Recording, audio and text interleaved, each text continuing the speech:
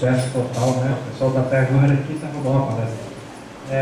Muito feliz, mais de 180 inscritos e o nosso salão está bastante cheio. Rapidamente eu gostaria de chamar todos os nossos palestrantes para tomar assento na mesa, convidar o prefeito Silvio Barros para coordenar essa etapa do debate.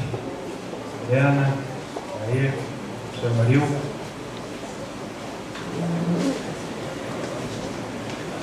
Os alunos.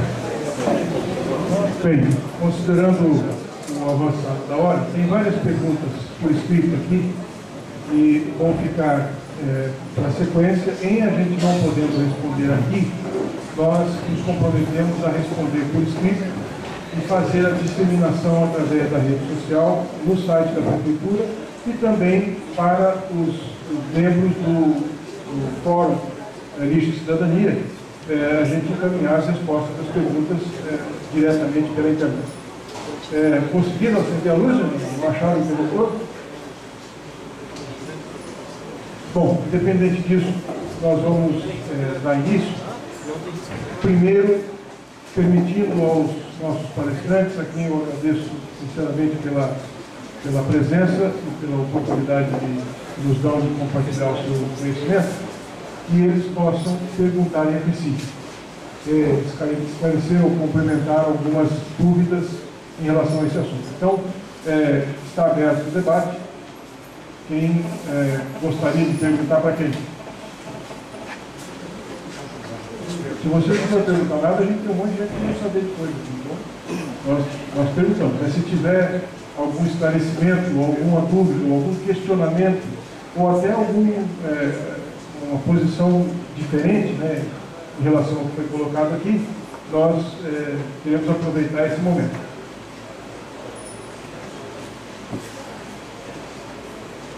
Ninguém? Não? Jorge, não? Não? Então, muito bem. Então vamos diretamente às perguntas.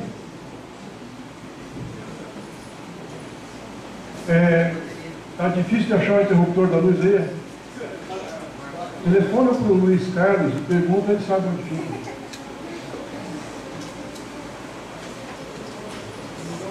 Então está mais difícil. Enfim, vamos sem a luz, né?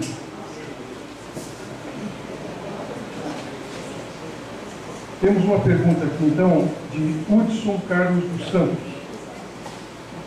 Se o primeiro degrau nas políticas de tratamento de RSU, ele está perguntando para toda a mesa, né, é a não produção, ou seja, prioridade à educação de sustentabilidade, a instalação de uma usina de incineração não estimularia o consumo irresponsável, ao passo que o produtor de resíduos sabe que vai ser destruído, incinerado, tudo aquilo que ele produz? Eu gostaria de fazer um comentário sobre isso. Eu tive a grata felicidade de participar de um programa de educação ambiental, uma cidadezinha no oeste do estado de Washington, quando eu estava estudando, morando no estado. A mudança de toda uma população nesses níveis necessários para você não tomar atitude nenhuma e deixar a coisa correr naturalmente, isso demora coisa de 25 anos. Então, quando nós discutimos essa questão todo o programa de educação ambiental no estado de São Paulo, nós sabíamos que no momento nós tínhamos que ter outras alternativas até a chegada de uma época onde que a não geração pudesse ser significativa. Né? Primeiro, mostrando, ficou confirmado naqueles dados do professor Adair, de aumento da geração de resíduos de cada 10 anos dobrar, né? 10 anos dobrar. Então, esse trabalho tem que ser, mesmo que haja a opção pelo tratamento térmico, esse trabalho tem que ser realizado e conduzido junto à população de mudança no que nós chamamos de fazer um consumo responsável. Isso é fundamental para o sucesso do plano de gestão de resíduos. Mais alguém quer fazer um comentário? Veja, há um acordo muito claro com respeito ao que é a redução. Quando vemos saltos em situações econômicas pouco favoráveis ou favoráveis, vemos um crescimento. Isso é bem claro pelos dados que você apresenta. Mas, ao mesmo tempo, vemos a entrada de novas alternativas. E aí eu tenho, por exemplo, a logística reversa. Então, o crescimento tem uma resposta social e também governamental no sentido de contribuir na diminuição. Então, eu não tenho um crescimento constante e permanente. Ao mesmo tempo, eu vejo a sociedade fazendo intervenções de diferentes ângulos, com diferentes interesses, evidentemente, e o que faz que essa curva não seja crescente acumulativa. Que é a mesma questão do crescimento da população. Vamos crescer e nós temos 1,6 habitantes. Aqui é o nosso crescimento vegetativo. Então, não é possível partir do pressuposto do crescimento permanente e infinito. Eu queria só complementar, porque a nossa equipe, nós foi muito criticada por ter escolhido avaliar aterros sanitários, né? A disposição final do solo. E a nossa justificativa para isso, eu acho que vem também ao encontro dessa pergunta, dessas respostas, é de que a nova política nacional de resíduos sólidos prevê a redução, enfim, todo o ciclo de não geração, redução, reutilização, reciclagem, mas de qualquer maneira há um resíduo final, um rejeito, que precisa ter uma solução, seja ela qual for, né? Então, nós, pelo que nós pudemos ver, os aterros sanitários ou fórmulas de incineração terão ainda de persistir com esses elementos, com a não geração e a reciclagem. Pois não. Mas o que a gente espera, professor Walter, é que eu, pelo menos, como um cidadão brasileiro, eu espero que haja esse aumento, que significa que uma séria e uma significativa parcela da sociedade brasileira está entrando para uma área de consumo, está entrando para uma área onde ele consegue gerar resíduos. Né? Graças a Deus, ele está conseguindo gerar resíduos. Isso é muito importante, eu acho, assim. Pois não. É interessante a perspectiva, mas se eu utilizo a estatística que você me apresenta, eu vejo o Canadá, que produz menos. E eu não conheço o Canadá, sou desenvolvido ou povo. Então, há que ter cuidado, porque os dados estatísticos são mais.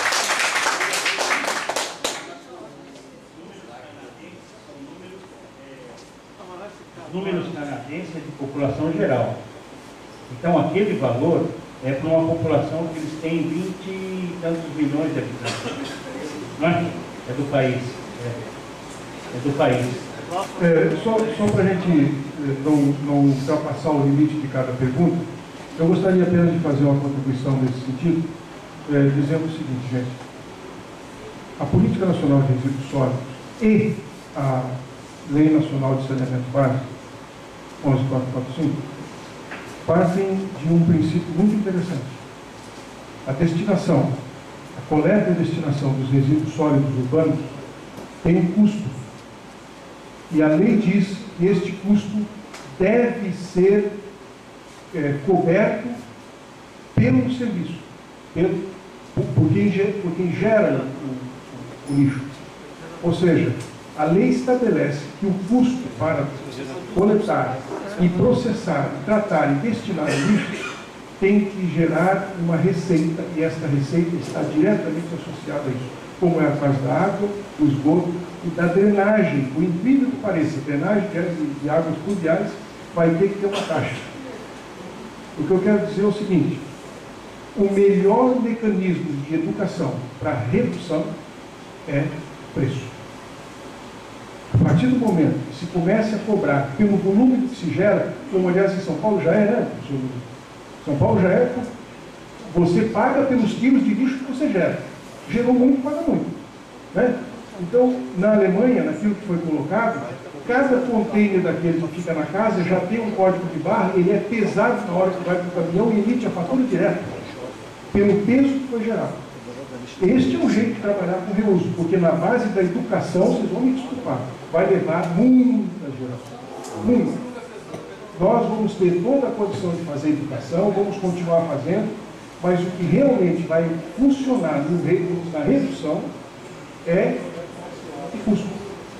Tem que pagar, portanto, cada geramento. E outras coisas que nós vamos enfrentar e nós vamos conhecer, isso outros países já estão vivendo. Você pega um repolho e leva para casa, comprado na feira, e você vai no supermercado e compra uma bandejinha de repolho. Analisa o resíduo. É simples, né? Então, processos de consumo poderão sim ser reduzidos com políticas públicas, com regulamentação, com cobranças. Evidentemente que isso vai colaborar. Não é só a educação, não. Existem outras formas de se forçar a redução de resíduos e a política prevê isso. Vamos em frente. Tem mais uma pergunta aqui de Maria de Fátima Gacim, parece. Os gráficos apresentados pelos palestrantes são inconsistentes, pois comparam períodos diferentes. Não poderia comparar o Brasil em 2010 com outros países. Na hierarquia, por que não aparece a palavra que queima? Aqui não está direcionado a ninguém especificamente. Pois não.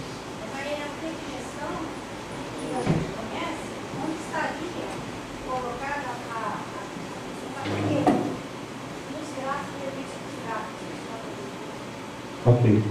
Bem, infelizmente, a produção e compilação de dados no mundo não é única. Né?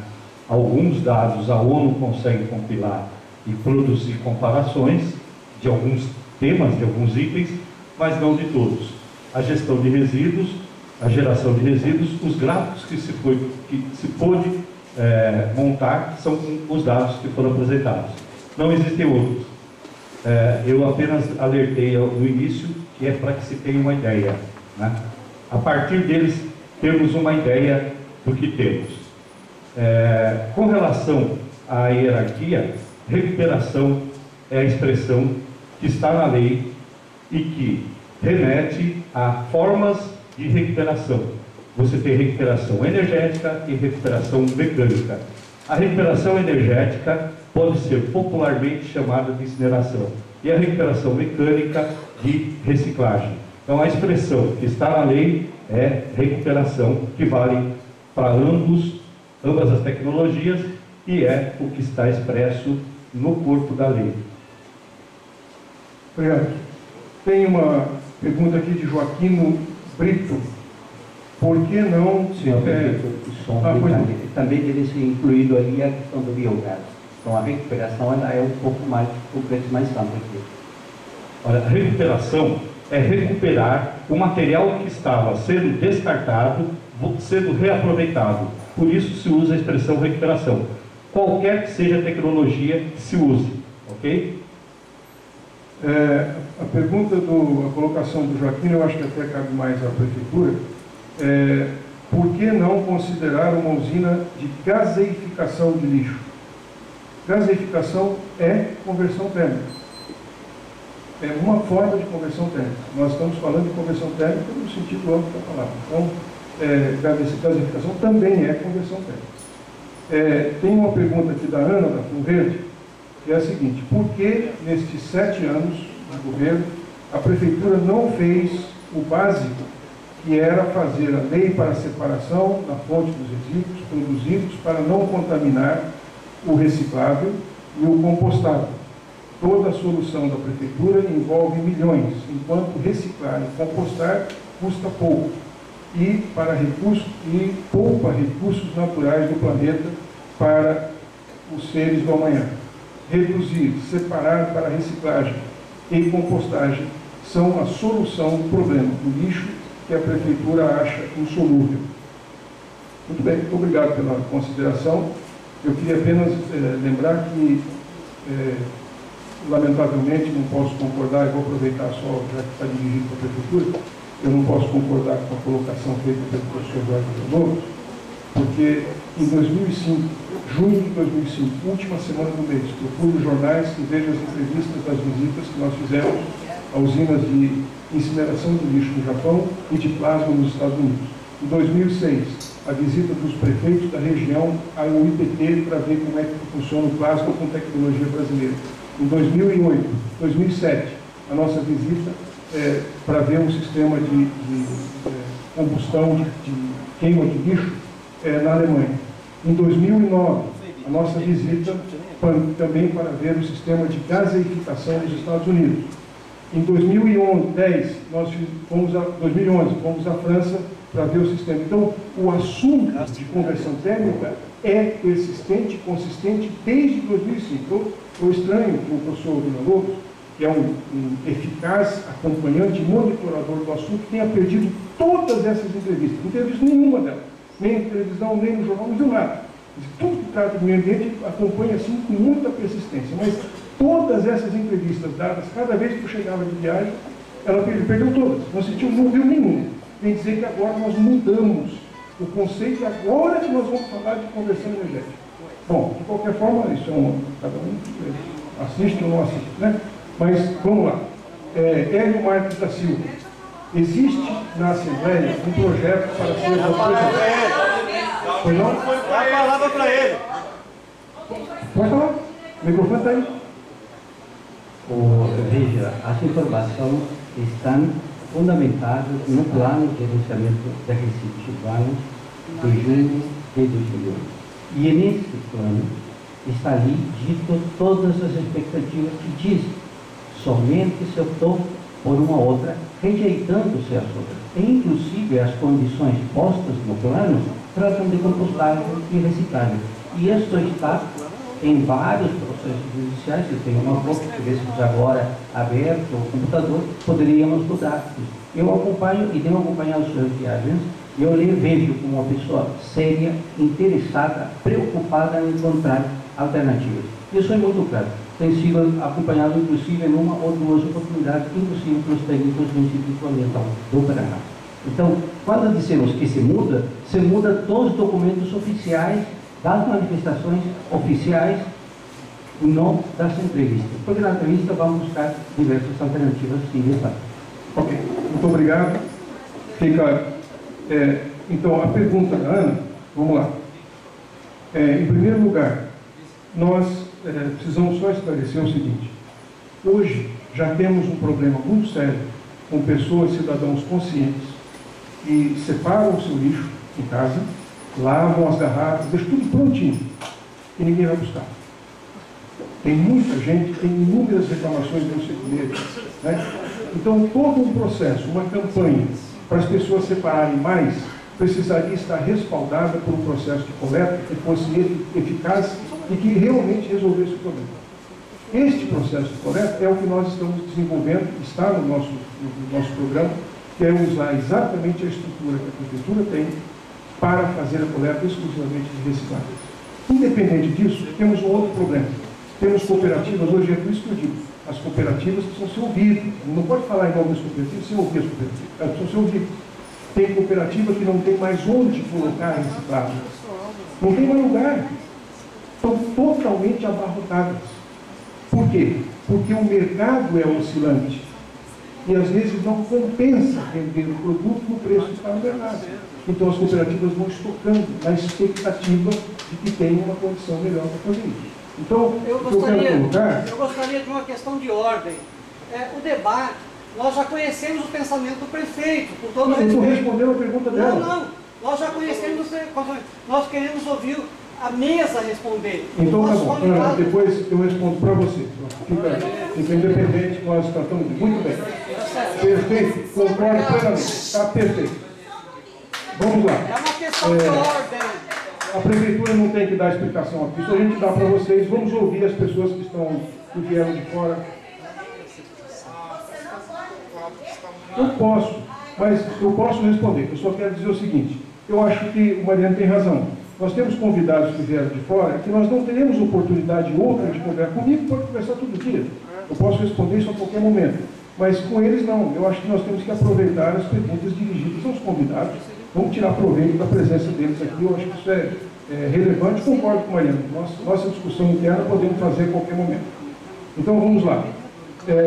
Professor Jorge Villalobos, qual é essa pergunta de Lucas Queiroz? Qual é o tempo de permanência das toxinas na atmosfera?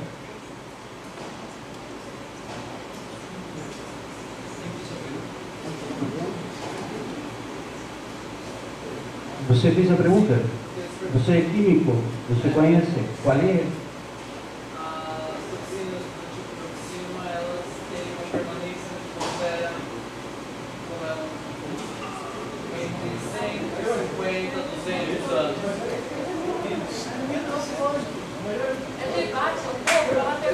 Essa pergunta foi uma pergunta retórica, na verdade, porque eu gostaria de apresentar esse dado a todos vocês. As dioxinas, apesar de ele falar e não perguntar, eu perguntei que foi retórica. Tá bom, ok. Então está colocado o ponto. Eu acho que o importante o que queria ser colocado é isso, né? E as dioxinas eventualmente ficarão aí por 100 anos na atmosfera. Então já está colocado o ponto. Vamos avançar aqui. Eu acho que seu ponto está bem colocado. Eu acho que é uma preocupação válida para a gente considerar. A outra coisa aqui para o professor Noril. Qual a comparação do impacto de poluentes emitidos por aterros em comparação com incineração? Uma pergunta interessante. Nós tivemos um caso desse há pouco tempo atrás, um aterro que recupera biogás. E ao recuperar biogás, ele coleta CH4, metano, queima, e nessa queima, devido à alta temperatura, forma uma série de óxidos de nitrogênio. Esses óxidos de nitrogênio participam como precursores na formação do ozônio. Então nós tínhamos dois problemas. Nós tínhamos um problema de adequação ao controle de gases de efeito estufa e outro um problema local de alta concentração de ozônio. Ao atender um, deixava de atender o outro. Como que fazer esse tipo de coisa? Então, às vezes, essa questão de o que sai de um tipo de aterro e vai para comparado com outro tipo de alternativa, às vezes é bastante complicado. Mas, no caso do aterro, nós temos emissão, basicamente, CH4, que é o produto da degradação da matéria orgânica, e uma série de voláteis orgânicos e odor. Odor normal, todo mundo já sentiu perto de algum aterro com problema de controle, sempre vai sentir aquele odor forte. Então, nós temos problemas desde quem teve oportunidade de passar perto de um aterro que escorregou uma parte, sente claramente o cheiro daquilo lá. Então há um incômodo, há uma série de coisas desse tipo.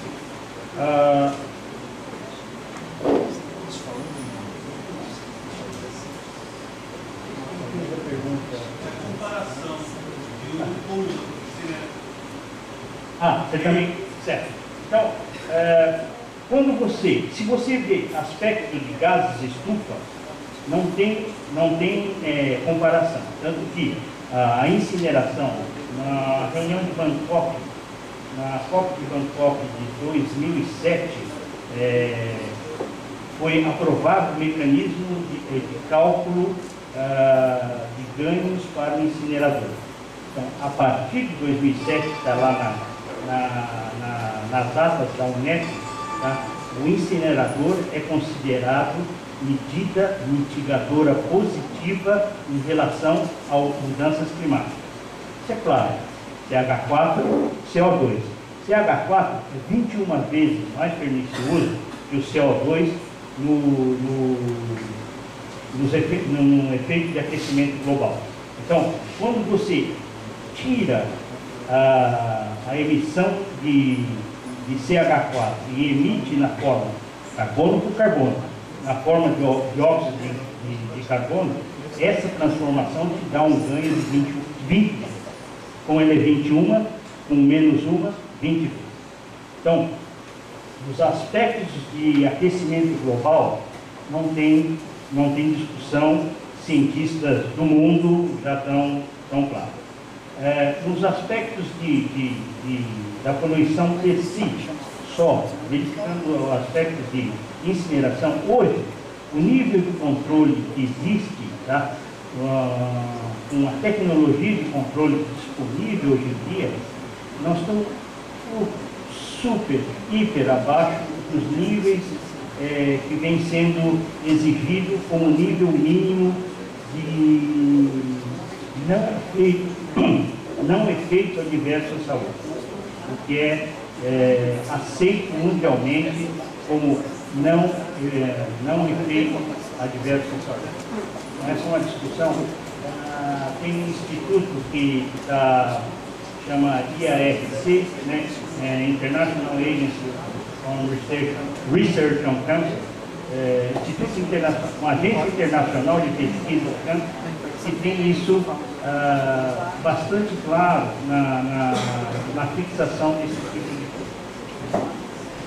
Permite uma parte, mas isso não retira os incineradores do anexo C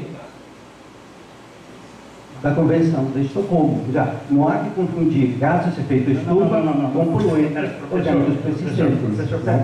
Só esse detalhe.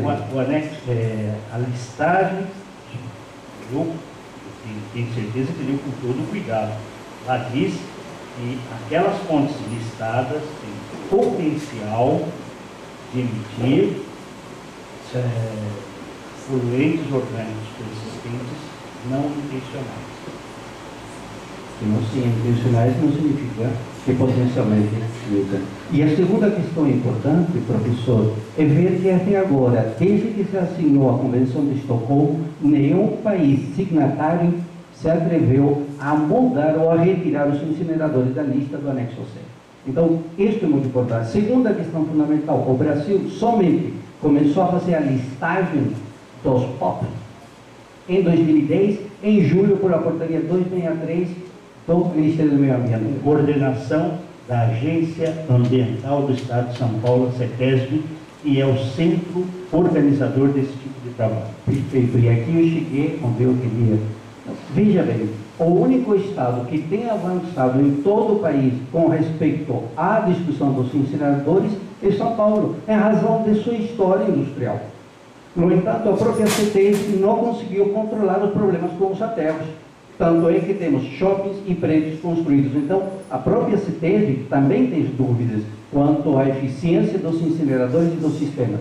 Aliás, diria-se também que o sistema vindo da China ou vindo da Europa tem um custo.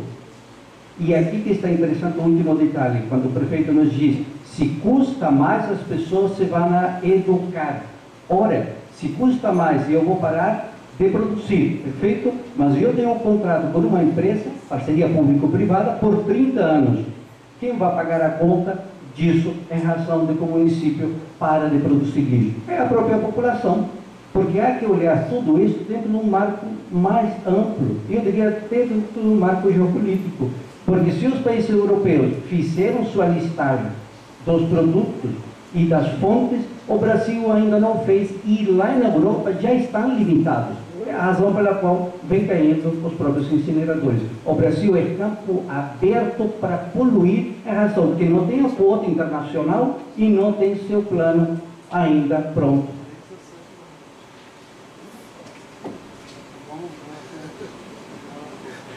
Bem, as pessoas estão aqui para ter o direito de expressar a sua opinião. Vamos lá. Tem 3 perguntas aqui para o Vila Lobos, e as 3 estão mais ou menos na mesma linha. Então, vamos organizar aqui. O Alexandre, o Hudson e o Sérgio querem saber sobre compostagem. Falou-se muito da compostagem, a questão é, qual é o processo que se propõe para a compostagem, considerando que os melhores processos de reciclagem tiram 60% dos resíduos, e o que fazer com os outros 40%. A outra pergunta segue mais ou menos na mesma linha, perguntando o seguinte, quais são os compostos que o Ministério da Agricultura tem certificados no Brasil a partir de lixo? E a terceira pergunta, professor Jorge, ela não é nessa linha, ela diz o seguinte, existe alguma previsão sobre o deslocamento e a direção dos gases produzidos por uma incineradora? Todas as perguntas podemos levar até 00:30? Sem problema nenhum. Sim? Senhor prefeito, necessitaria, por gentileza, que o computador pudesse ligar o Data Show para lhe mostrar justamente os documentos certificados do Ministério da Agricultura. Acho que isso é importante para mostrar, então, que o debate se faz dentro da máxima transparência. Se pudesse, eu já lhe mostro. E aí, só me permite... Bom, então, mas isso pode ser compartilhado nas redes sociais. Eu acho que é interessante a gente ter essa informação e a gente poder compartilhar isso. Não vejo problema. Já compartilho imediatamente aqui para quem fez a pergunta da compostagem, dos certificados. Sim, está aqui.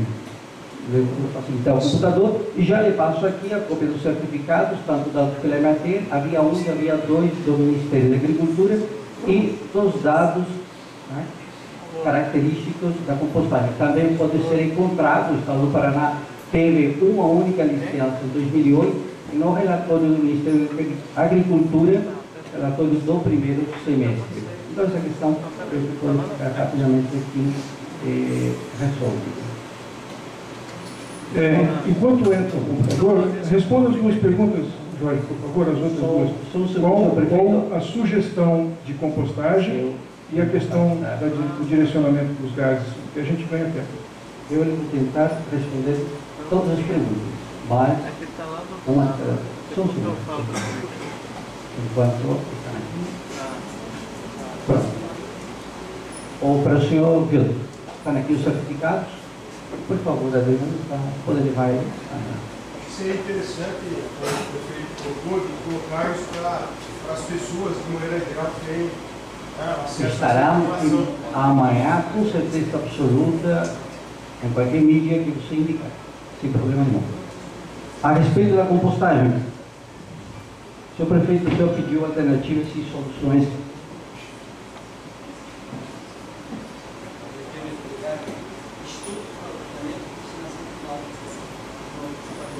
Fala no microfone. Fala no microfone.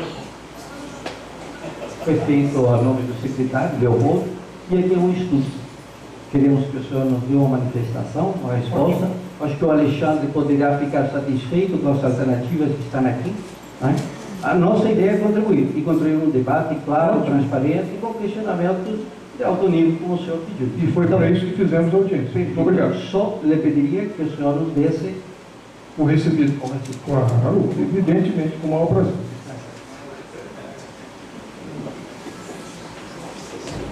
Está o nome do senhor. Serve a minha assinatura ou você dele?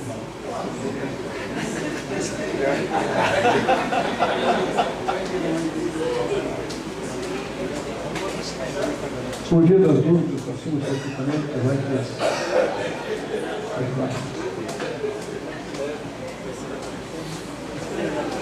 O caráter republicano, isso é fantástico. Eu lhe agradeço, então, a sua... Obrigado. Tem uma pergunta aqui, que é a seguinte, essa é interessante, eu acho que tanto o Eduardo quanto a nossa representante do Tribunal de Contas poderiam contribuir com a resposta. Existe na Assembleia, essa pergunta é do Hélio Marques da Silva, existe na Assembleia um projeto para ser votado proibindo a incineração de lixo no território paranaense. Se isso acontecer, como ficaria Maringá se adquirisse um incinerador? Representante da SEMA. Bom, existe um projeto que a gente nem sabe se vai ser votado ou não. Se ele for votado e for proibido, é óbvio que teríamos um problema. Agora, eu não acredito que ele vai ser proibido, porque, particularmente, eu acho que proibir de se fazer incineração você está tirando a possibilidade de estudar uma alternativa que existe no mercado, uma alternativa tecnológica. Eu acho muito mais razoável você ter a possibilidade de diversas opções e debates como esse, se chegar a um consenso de que solução utilizar. Agora, proibir a incineração, ou proibir o aterro, ou proibir qualquer tipo de opção que existe há muitos anos e que, na verdade, você fez uma pergunta, o que é melhor, aterro ou incineração? Não tem vantagens de um lado e desvantagens de outro. Então, o que vai definir em geral é exatamente você atender os padrões das duas soluções, os parâmetros que você define e o custo. Então, quer dizer, quando você proíbe uma delas, você está tirando a possibilidade de fazer essa comparação entre os custos e os benefícios. Então, é nesse sentido que eu tenho a impressão que não vai acontecer essa proibição. Então, essa seria assim, a minha opinião sobre isso. Essa pergunta me faz pensar na emenda constitucional que existe no Paraná, que proíbe, por exemplo, que os serviços de saneamento de água sejam prestados por empresas privadas. Paranaguá é um município que já tinha um serviço privado antes da fundação da emenda constitucional. E pelo princípio da segurança jurídica, continuou existindo.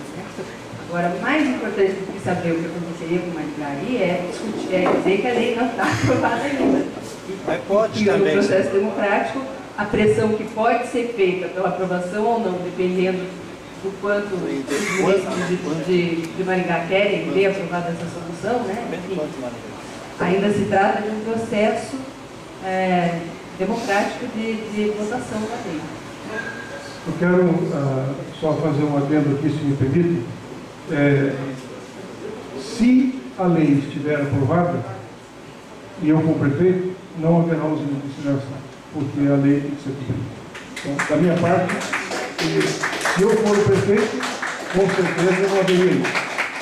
Se a usina estivesse implantada, eu penso que a resposta da Adriana é mais do que satisfatória. Né? Então, também quero dizer a vocês que lobby nosso para que a lei não seja aprovada, eu não vou fazer. Eu não vou fazer. Eu confio na sanidade e a integral consciência dos parlamentares.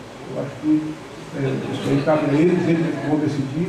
Eu não vou fazer lobby para aprovar ou para não aprovar. Então, gente, vamos encerrar, porque tem muitas perguntas aqui, e todas elas eu verifiquei, tem um e-mail, que são dirigidas à prefeitura.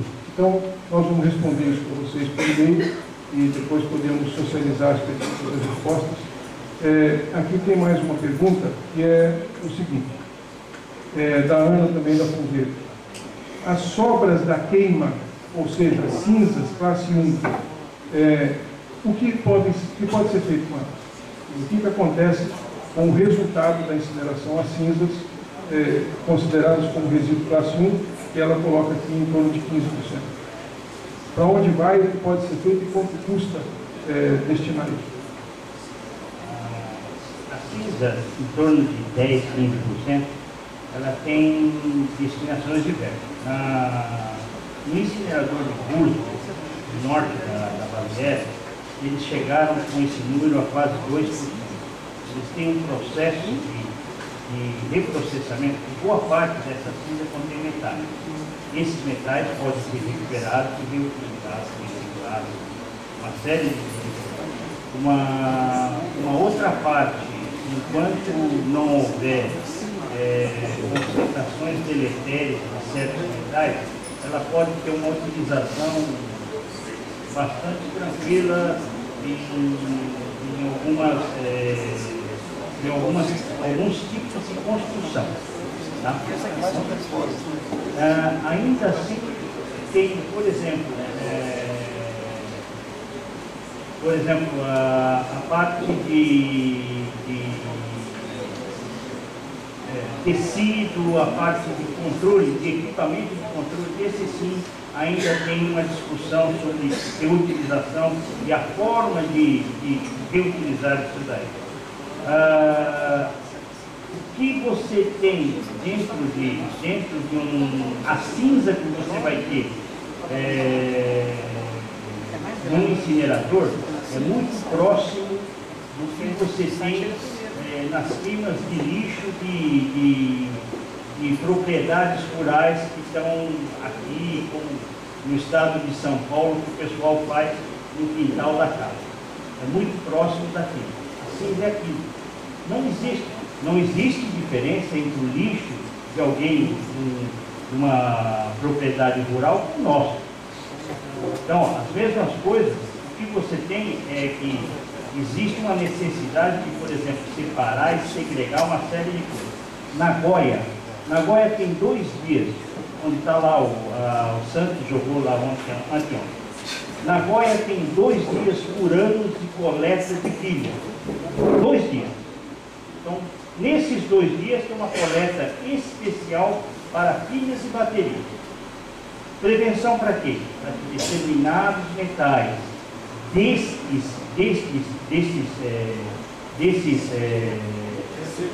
dessas pilhas e baterias não vá para dentro do incinerador. Então, sim, eu falei, desde o início, precisa ter uma participação de toda a comunidade.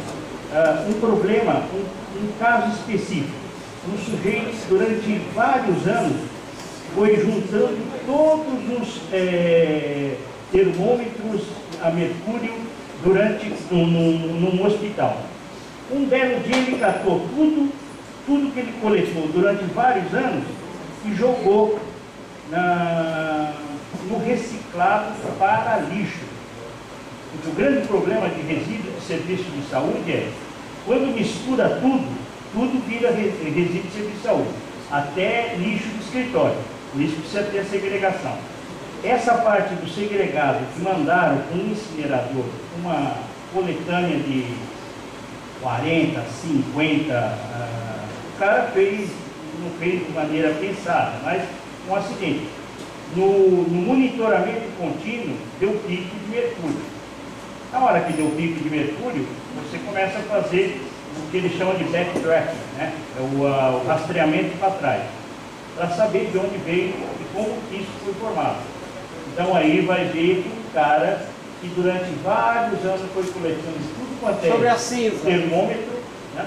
Sobre a cinza. A cinza, o resíduo cinza, Sim. É a pergunta.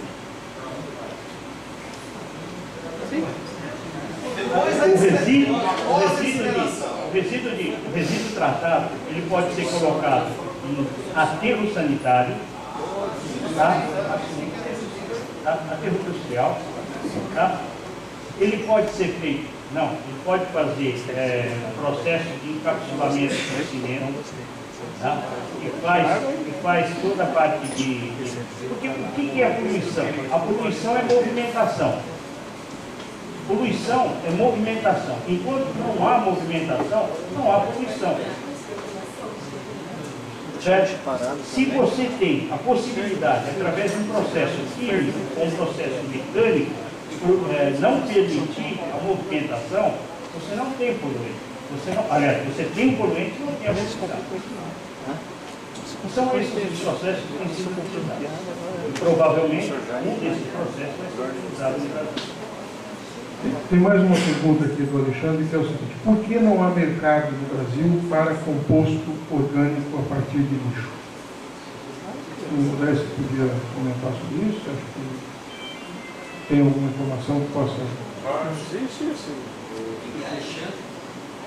Alexandre da Fox Soluções Ambientais. A Embrapa tem o diagnóstico publicado em 2010 e 2009. Seria interessado... Fala o microfone aí, o microfone. Isso é absurdo.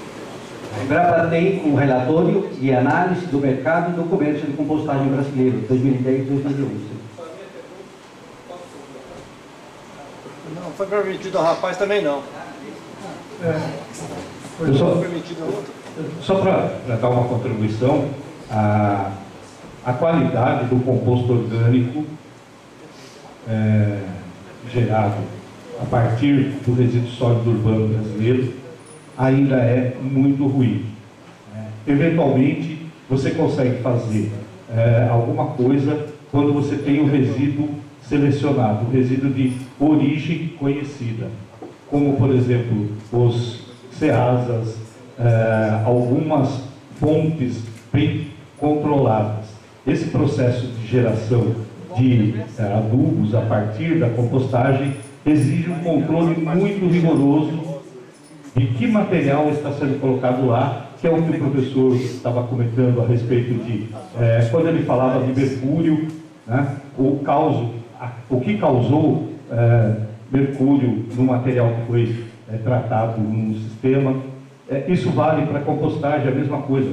Nós não temos no Brasil a segurança da composição do material que foi colocado à disposição da compostagem. Portanto, ela somente poderá ser utilizada quando originária de fontes bem conhecidas e controladas. Caso contrário, eu convido qualquer um a fazer uma horta em casa, fazer a compostagem com o resíduo coletado na rua e jogar na sua horta, para ver o que vai acontecer. Esse é um exercício que qualquer um pode fazer. Tá? Bom, gente, é o seguinte, nós já ultrapassamos 30 minutos do horário.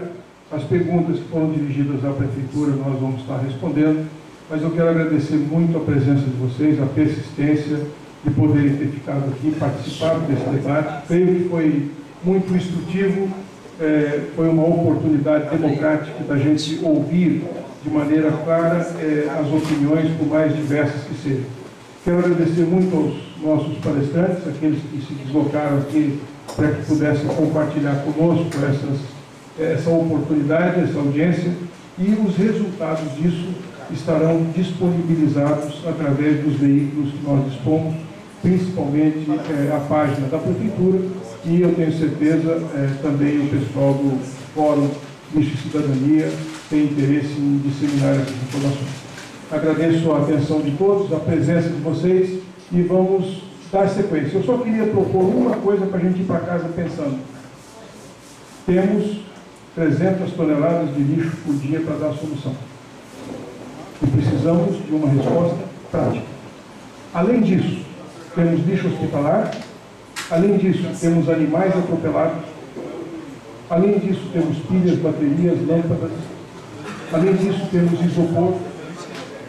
Então, precisamos de propostas e soluções para resolver o problema concreto, real, que existe todos os dias na nossa comunidade. Vamos discutir teoria, vamos discutir alternativas, mas não vamos deixar de trabalhar as opções reais, concretas e factíveis para resolver o problema de toda a nossa comunidade. Muito obrigado. Não posso deixar de agradecer ao SEBRAE pelo empréstimo da sala e a Construeste pelo gostoso café oferecido pelo Coffee Break para todos nós.